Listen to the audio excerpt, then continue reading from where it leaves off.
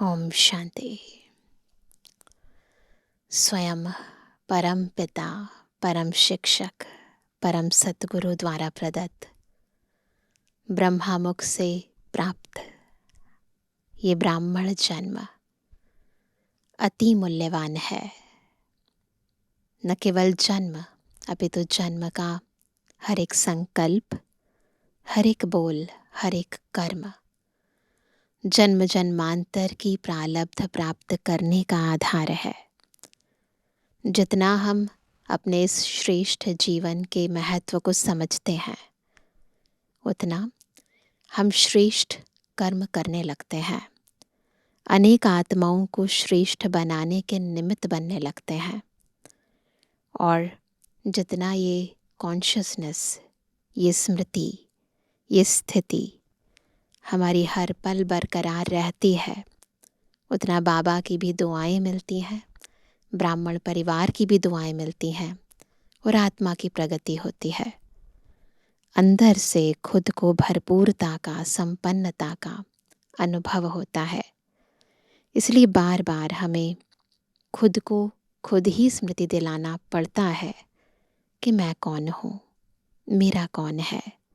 और इसलिए बाबा भी रोज़ मुरली में हमें याद दिलाते हैं कि हमारा वास्तविक स्वरूप ज्योति बिंदु रूप है। हम आत्मा है और स्वयं सर्वशक्तिमान शिव बाबा की संतान है और वो हमारा बाबा हर पल हमारे साथ है।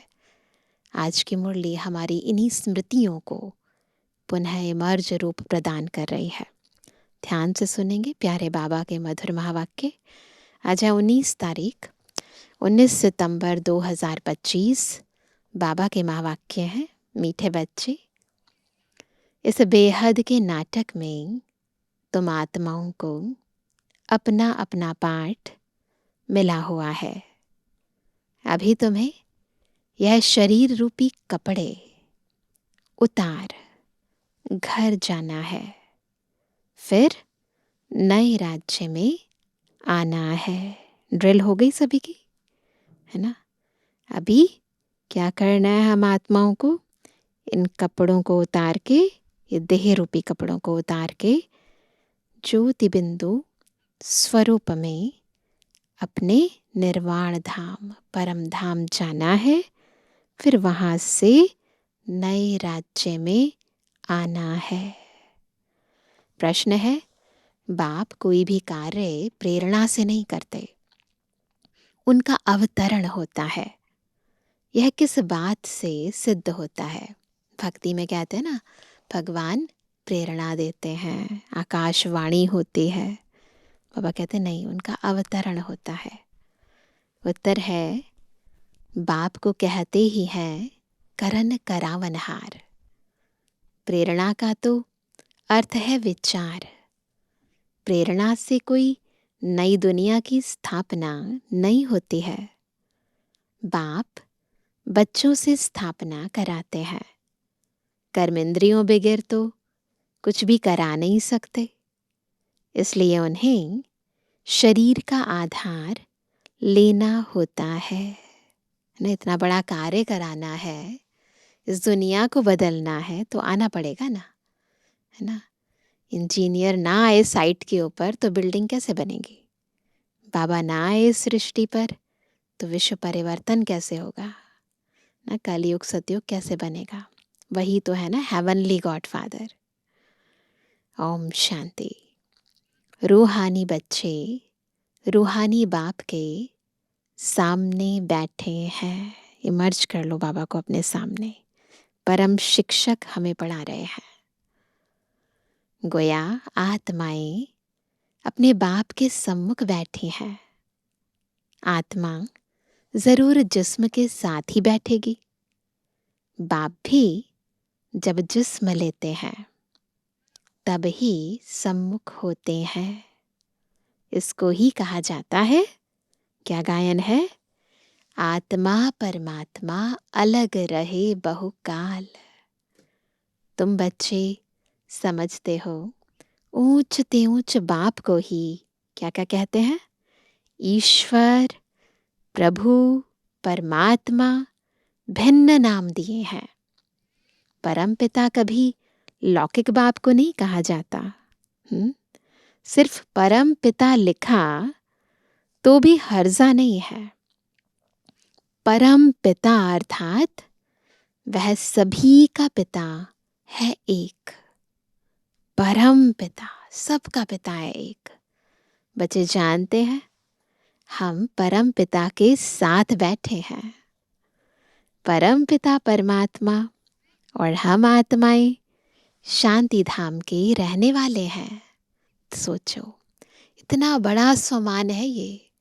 हम बाबा के साथ हैं, वो हमारे सामने हैं। हम एक ही घर के रहने वाले हैं। बाबा और हमारा रूप भी एक जैसा है।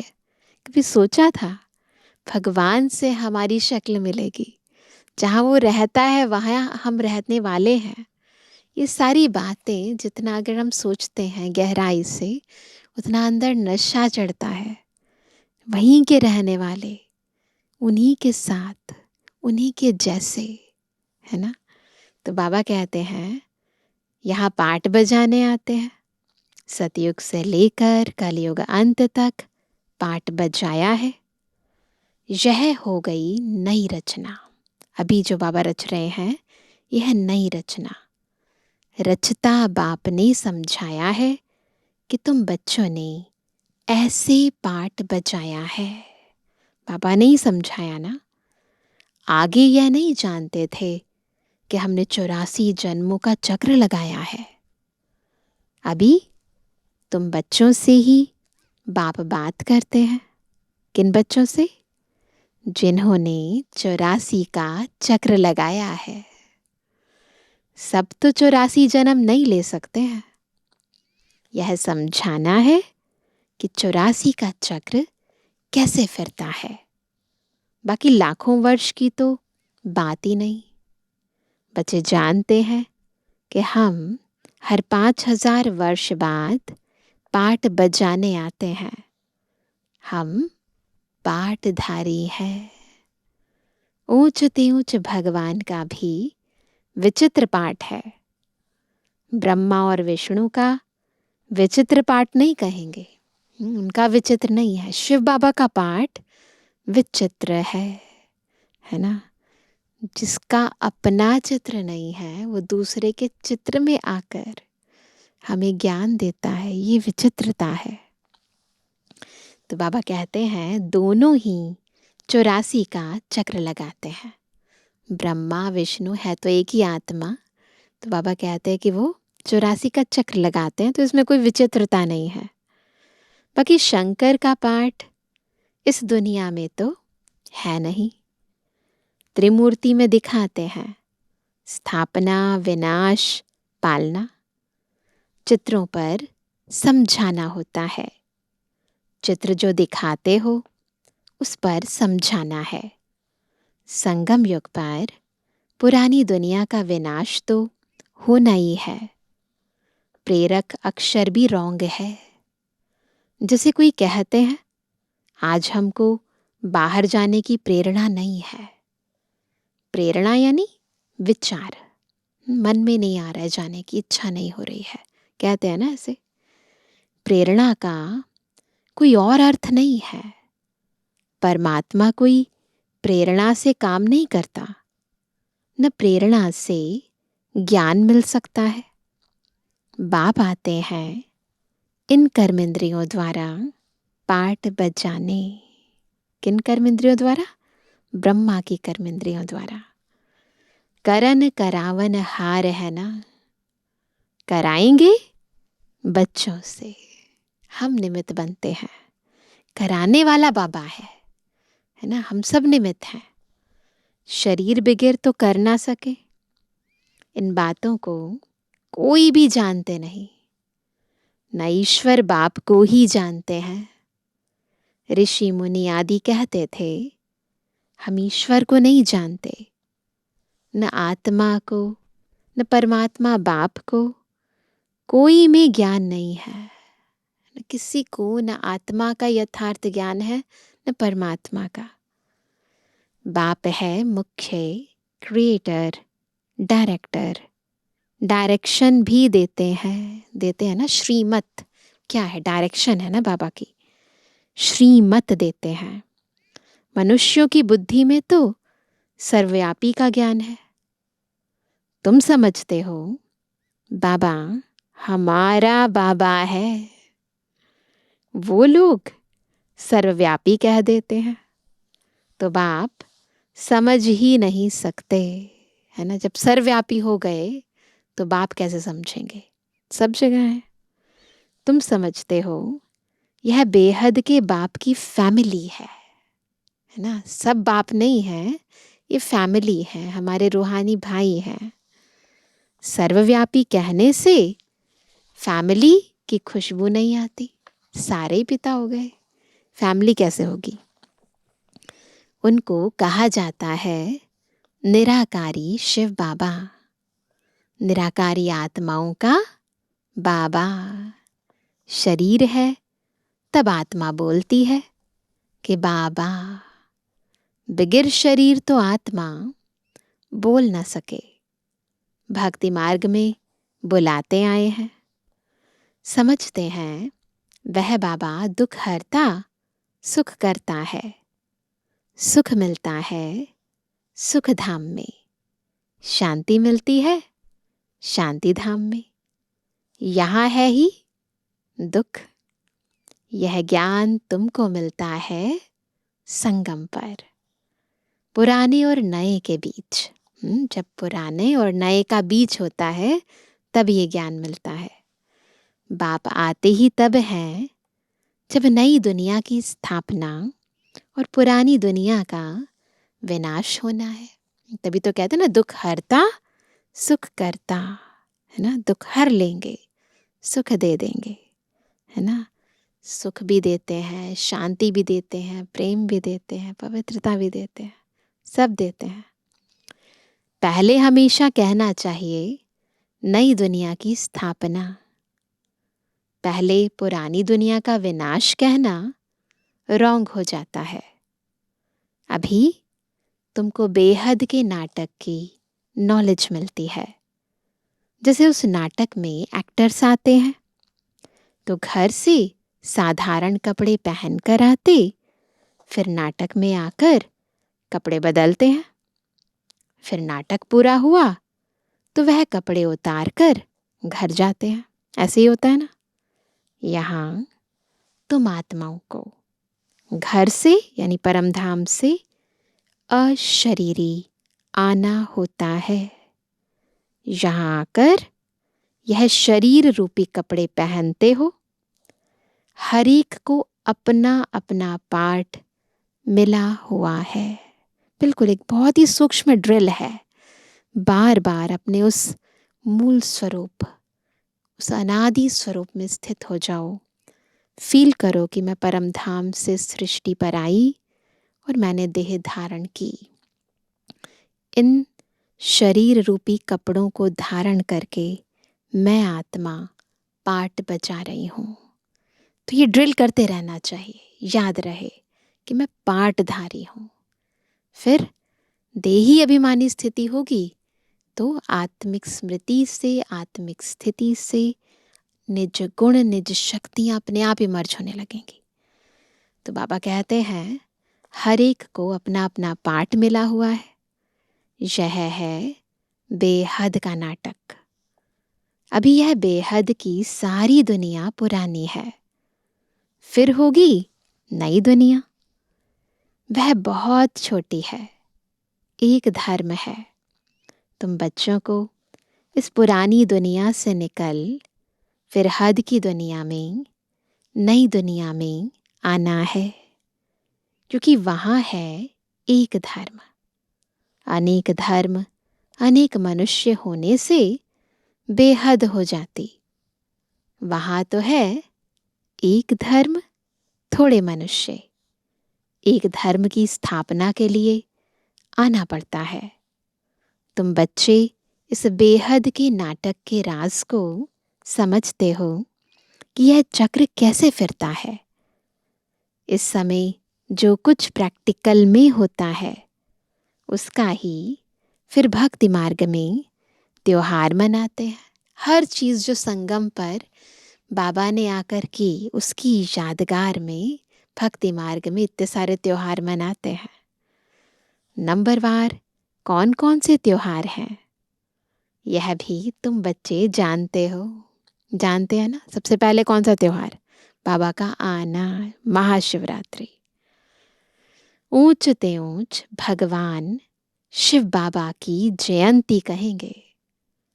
वह जब आए तब फिर और त्योहार बने। बाबा आए तो बाबा ने आकर हमें पवित्रता की राखी बांधी, रक्षाबंधन हुआ, बाबा के संग के रंग में हम रंग लिए, होली हो गई, आत्म दीप जगा, दिवाली हो गई ना, रावण पर जीत पाई, दशहरा हो गया।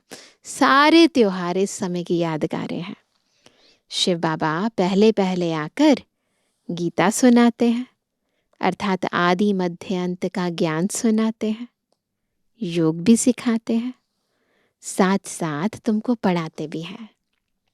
तो पहले पहले बाप आया, शिव जयंती हुई, फिर कहेंगे गीता जयंती, क्योंकि बाबा ने आए तो ज्ञान सुनाया, आत्माओं को ज्ञान सुनाते हैं, तो गीता जयंती हो गई। तुम बच्चे विचार कर त्योहारों को नंबरवार लिखो।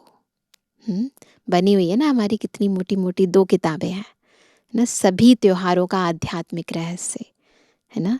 जगदीश भाई साहब ने इतनी सुंदर किताबें बनाई हुई हैं, उन्हें पढ़कर हमें सारे त्योहारों का यथार्थ आध्यात्मिक रहस्य पता चल जाता है। तो बाबा कहते हैं इन बातों को समझेंगे भी अपने धर्म के। हर एक को अपना धर्म प्यारा लगता है, दूसरे धर्म वालों की बात ही नहीं। भल किसको दूसरा धर्म प्यारा भी हो सकता है किसी को दूसरा धर्म प्यारा हो भी, परंतु उसमें आ ना सके। स्वर्ग में और धर्म वाले थोड़ी आ सकते हैं। झाड़ में बिल्कुल साफ है। जो जो धर्म जिस समय आते हैं फिर उस समय आएंगे। झाड़ के चित्र में बहुत क्लैरिटी से बताया हुआ है। पहले बाप आते हैं, वही आकर राजयोग सिखलाते हैं, तो कहेंगे शिव जयंती, सो फिर गीता जयंती, फिर नारायण जयंती। गीता ज्ञान सुनते हैं, फिर नर से नारायण बनते हैं। वह तो हो जाता सतयुग, वो भी लिखना पड़े नंबरवार। यह ज्ञान की बातें हैं। शिव जयंती कब हुई वह भी पता नहीं है। ज्ञान सुनाया जिसको गीता कहा जाता है, फिर विनाश भी होता है। जगत अम्बा आदि की जयंती का कोई हॉलीडे नहीं है ना। कभी सुना है? नहीं सुना। मनुष्य किसी की भी तिथि तारीख आदि को बिल्कुल नहीं जानते हैं। लक्ष्मी नारायण राम सीता के राज्य को ही नहीं जानते। 2500 वर्ष में जो आए हैं उनको जानते हैं, है ना। उससे पहले वाली घटनाएं क्या क्या हुई, कौन आया, कब आया, कुछ नहीं जानते हैं। द्वापर के बाद की सारी हिस्ट्री है। तो बाबा कहते हैं परंतु उनसे पहले जो आदि सनातन देवी देवता थे उनको कितना समय हुआ कुछ नहीं जानते। 5000 वर्ष से बड़ा कल्प तो हो ना सके। आधा तरफ तो ढेर संख्या आ गई, बाकी आधा में इनका राज्य। बिल्कुल अंतर कितना है ना। 1 से लेकर 2500 वर्ष तक कितनी कम जनसंख्या है, फिर अगले 2500 वर्ष में कितनी जनसंख्या है। तो बाबा कहते हैं फिर जास्ती वर्षों का कल्प हो कैसे सकता। 84 लाख जन्म भी नहीं हो सकते। वो लोग समझते हैं कलयुग की आयु लाखों वर्ष है, ऐसे बता दिया है।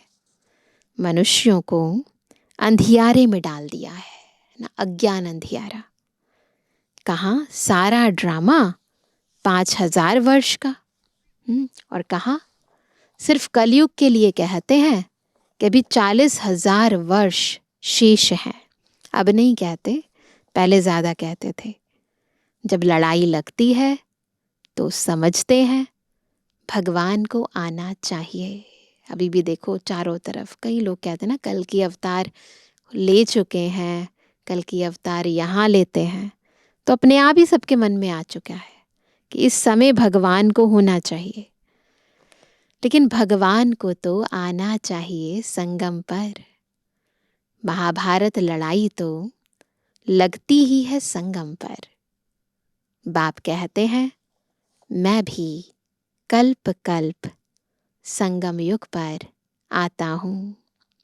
बाप आएंगे नई दुनिया की स्थापना, पुरानी दुनिया का विनाश कराने।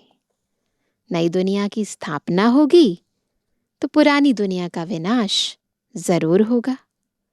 इसके लिए यह लड़ाई है। इसमें शंकर के प्रेरणा आदि की तो बात नहीं है। जो कहते हैं ना, शंकर ने तीसरा नेत्र खोला, तांडव किया, विनाश हो गया, प्रलय हो गई, ऐसा कुछ नहीं है। बाबा कहते हैं अंडरस्टूड, पुरानी दुनिया खलास हो जाएगी। मकान आदि तो अर्थक्वेक में सब खलास हो जाएंगे, क्योंकि नई दुनिया चाहिए।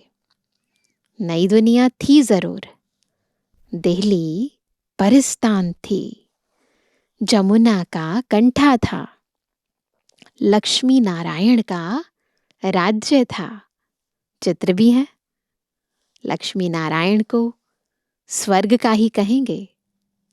तुम बच्चों ने साक्षात्कार भी किया है, साकार मुरली है ना, तो उस समय बाबा ने बहुत सारी संदेशियों को साक्षात्कार कराया था।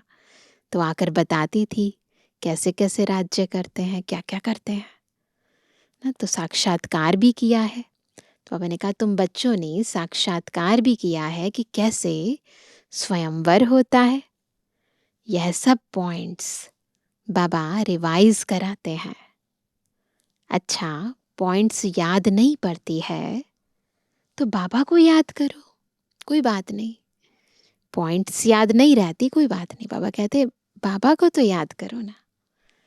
बाप भूल जाता है, चलो बाप भूल जाता है तो क्या करो, तो टीचर को याद करो ना। ऑप्शंस बहुत सारे हैं।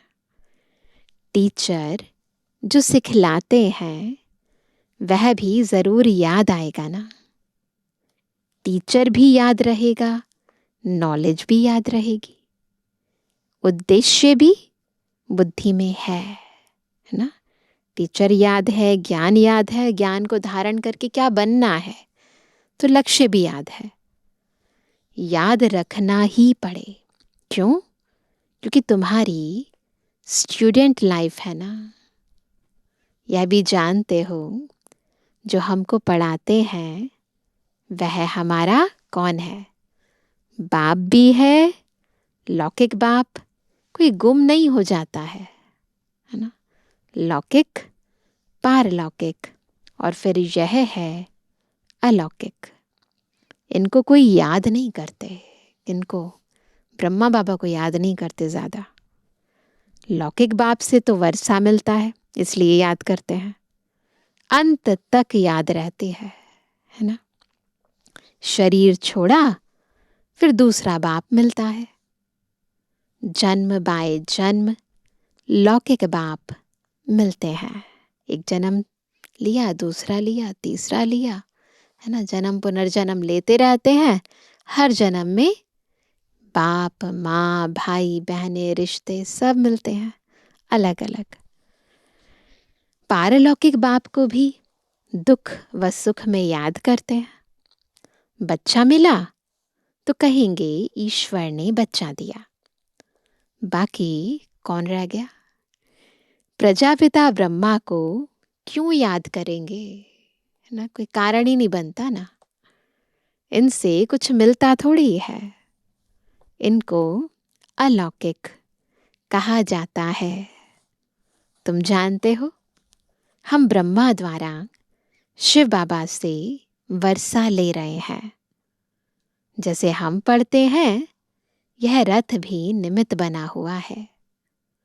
बहुत जन्मों के अंत में इनका शरीर ही रथ बना है। रथ का नाम तो रखना पड़ता है ना। यह है बेहद का सन्यास। हद के सन्यासी भी जब सन्यास करते हैं तो नाम बदली कर देते हैं। पापा कहते इन्होंने भी बेहद का सन्यास किया तो इनका नाम भी बदल गया, ब्रह्मा रख दिया। रथ कायम ही रहता है, बाकी का ठिकाना नहीं है। रथ वही रहेगा, है ना। चलते चलते फिर भागंती हो जाते, बाकी तो ऊपर नीचे, है ना, भागंती भी हो जाते हैं, लेकिन रथ कायम रहता है। यह रथ तो मुकर्रर है ड्रामा अनुसार। इनको कहा जाता है, क्या नाम है ब्रह्मा बाबा का? और भाग्यशाली रथ, यानी भागीरथ।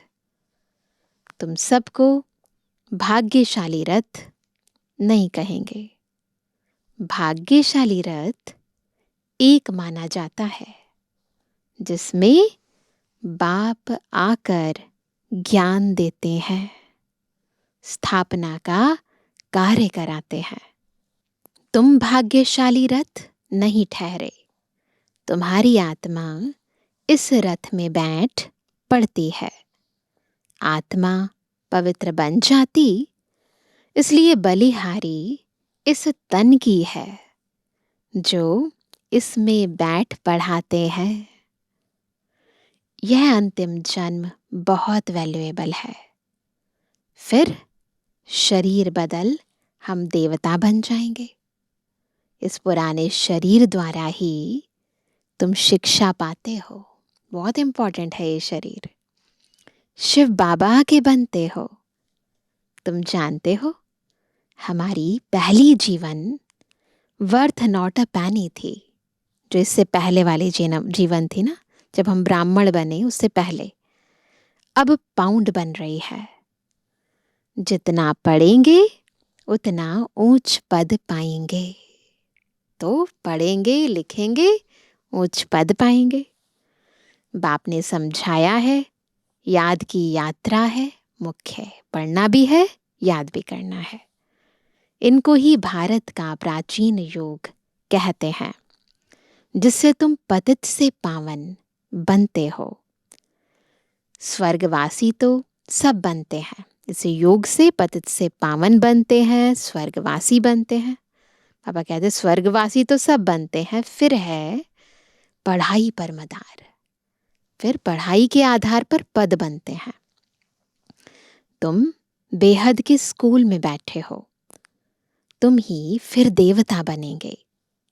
तुम समझ सकते हो ऊंच पद कौन पा सकते हैं, उनकी क्वालिफिकेशन क्या होनी चाहिए, पता चल जाता है ना। पहले हमारे में भी क्वालिफिकेशन नहीं थी। रियलाइज होता है ना, पहले के जीवन और अब के जीवन में आसुरी मत पर थे, अब ईश्वरीय मत मिलती है। आसुरी मत से हम उतरती कला में जाते हैं, ईश्वरीय मत से चढ़ती कला में जाते हैं। ईश्वरीय मत देने वाला एक है, आसुरी मत देने वाले अनेक हैं। इसकी मत, उसकी मत, है ना, मन मत, पर मत, जन मत, शास्त्र मत, कितनी मतें हैं। तो वो तो अनेक हैं। माँ बाप, भाई बहन, टीचर, गुरु, कितनों की मत मिलती है। हर कोई अपनी राय देता रहता है ना, ऐसे करो ऐसे नहीं करो। लेकिन हमें किस पर चलना है? श्रीमत पर। अभी तुमको एक की मत मिलती है जो 21 जन्म काम आती है। तो ऐसे श्रीमत पर चलना चाहिए ना। जितना चलेंगे उतना श्रेष्ठ पद पाएंगे, कम चलेंगे तो कम पद। श्रीमत है ही भगवान की, ऊंचते ऊंच भगवान ही है जिसने श्री कृष्ण को ऊंचते ऊंच बनाया, फिर नीच ते नीच रावण ने बनाया। ऊंच ते ऊंच बाबा ने बनाया, नीच ते नीच विकारों ने, रावण ने बनाया। बाप गोरा बनाते, फिर रावण सांवरा बनाते। बाप वर्षा देते, और रावण क्या करता है? बाप वर्षा देते हैं, वह तो है ही वॉइसलेस। देवताओं की महिमा गाते हैं, सर्वगुण संपन्न, 16 कला संपूर्ण, संपूर्ण निर्विकारी, मर्यादा पुरुषोत्तम, अहिंसा परमो धर्म। सतयुग में आत्मा और शरीर दोनों पवित्र होते हैं। देवताओं को सब जानते हैं। वो संपूर्ण निर्विकारी होने के कारण संपूर्ण विश्व के मालिक बनते हैं। तो किस पर मदार है विश्व का मालिक बनने का? निर्विकारिता पर, यानी पवित्रता पर। जितना पवित्र उतना ऊंच पद। अभी नहीं है, फिर बन रहे हैं। बाप भी संगम युग पर ही आते हैं। ब्रह्मा के द्वारा ब्राह्मण, ब्रह्मा के बच्चे तो तुम सब ठहरे। वह है ग्रेट ग्रेट ग्रैंडफादर। बोलो, प्रजापिता ब्रह्मा का नाम नहीं सुना है? परमपिता परमात्मा ब्रह्मा द्वारा ही सृष्टि रचेंगे ना। ब्राह्मण कुल है। ब्रह्मा मुख वंशावली, भाई बहन हो गए। यह राजा रानी की बात नहीं, यह ब्राह्मण कुल तो संगम का थोड़ा समय चलता है। राजाई न पांडवों की है न कौरवों की। अच्छा, मीठे मीठे के जवानी बच्चों पे जुबानी बाप दादा का दिल जान सको प्रेम से नंबरवार प्रसाद अंसार याद कर। रूहानी बच्चों की रूहानी बाप दादा को गुड मॉर्निंग, नमस्ते नमस्ते नमस्ते। धारणा के लिए मुख्य सार। पहला, 21 जन्म श्रेष्ठ पद का अधिकारी बनने के लिए सब आसुरी मतों को छोड़ एक ईश्वरीय मत पर चलना है। संपूर्ण वॉइसलेस बनना है। दूसरा, इस पुराने शरीर में बैठ बाप की शिक्षाओं को धारण कर देवता बनना है। यह है बहुत वैल्यूएबल जीवन। इसमें वर्थ पाउंड बनना है। वरदान है, सर्वात्माओं को यथार्थ अविनाशी सहारा देने वाले आधार उद्धार मूरत भव। कैसे बनेंगे आधार उद्धार मूरत? जब सब आत्माओं को अविनाशी सहारा देंगे। वर्तमान समय विश्व के चारों ओर कोई ना कोई हलचल है। कहाँ? मन के अनेक टेंशन की हलचल है। कहाँ? प्रकृति के तमोप्रधान वायुमंडल के कारण हलचल है। अल्पकाल के साधन सर्व को चिंता की चिता पर लिए जा रहे हैं। इसलिए अल्पकाल के आधार से, प्राप्तियों से, विधियों से थक कर वास्तविक सहारा ढूंढ रहे हैं। तो आप आधार उद्धार मूरत आत्माएं उन्हें श्रेष्ठ अविनाशी प्राप्तियों की यथार्थ वास्तविक अविनाशी सहारे की अनुभूति कराओ। कराएंगे ना? सब कराएंगे। याद रखेंगे हम कौन है? विश्व के आधार मूरत उद्धार मूरत। स्लोगन है, समय अमूल्य खजाना है, इसलिए इसे नष्ट करने के बजाय फौरन निर्णय कर सफल करो। टाइम वेस्ट नहीं करो। आज का अव्यक्त इशारा, अब लगन की अग्नि को प्रज्वलित कर योग को ज्वालारोप बनाओ। जैसे सूर्य की किरणें फैलती हैं, वैसे ही मास्टर सर्वशक्तिवान की स्टेज पर शक्तियों व विशेषताओं रूपी किरणें चारों ओर फैलती अनुभव करें। इसके लिए मैं मास्टर सर्वशक्तिवान विघ्न विनाशक आत्मा हूँ। इस स्वमान के स्मृति की सीट पर स्थित होकर कार्य करो तो विघ्न सामने तक भी नहीं आएंगे। कौन सा स्वमान लेंगे? मैं मास्टर सर्वशक्तिवान विघ्न विनाशक आत्मा हूँ ना। बार बार इस स्वमान को रिवाइज करो, रियलाइज करो। अच्छा, ओम शांति।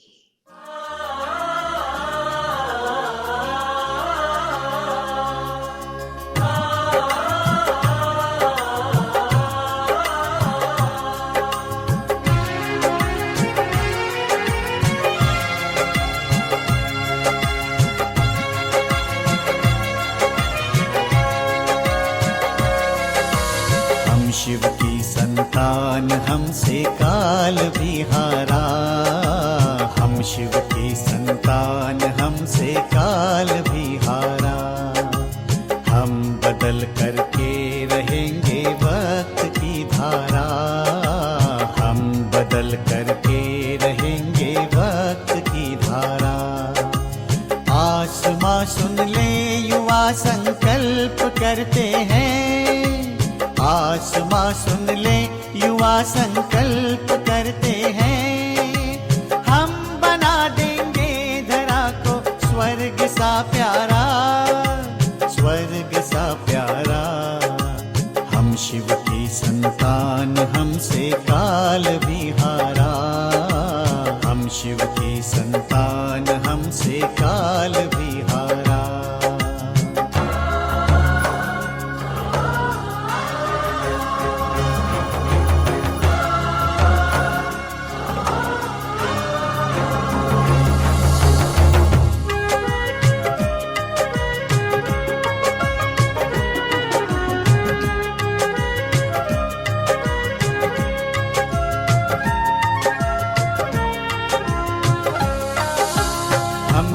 अल्लाह लोग मौलाई मिली मस्ती, हमको हासिल है खुदा की हर कोई हस्ती।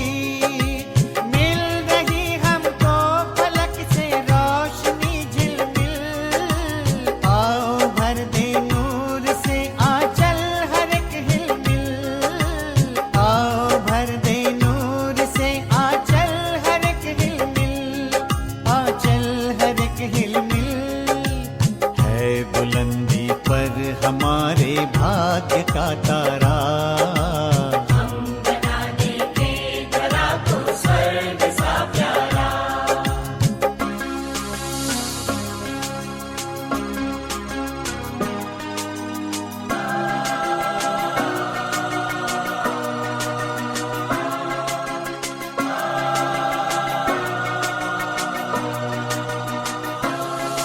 अठ खेलियां करती भंवर से चल पड़ी नैया, उनको डर किसका है जिनका प्रभु खेवैया।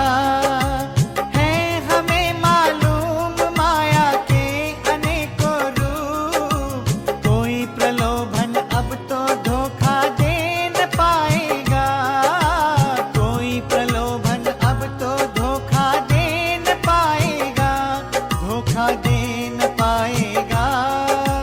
कौन ये शिव शक्तियां हैरान जग सारा, हम बना देंगे धरा को स्वर्ग सा प्यारा।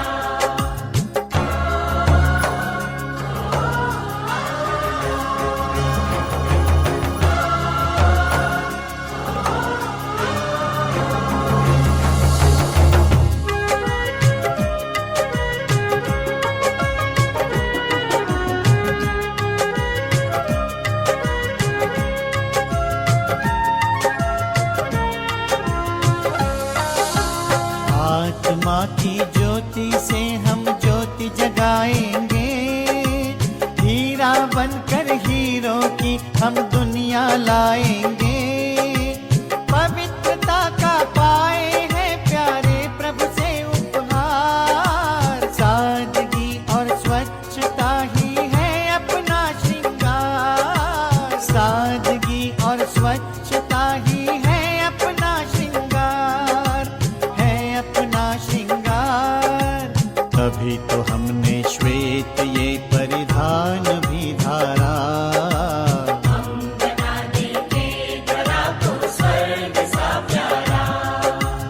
हम शिव की संतान, हमसे काल भी हारा।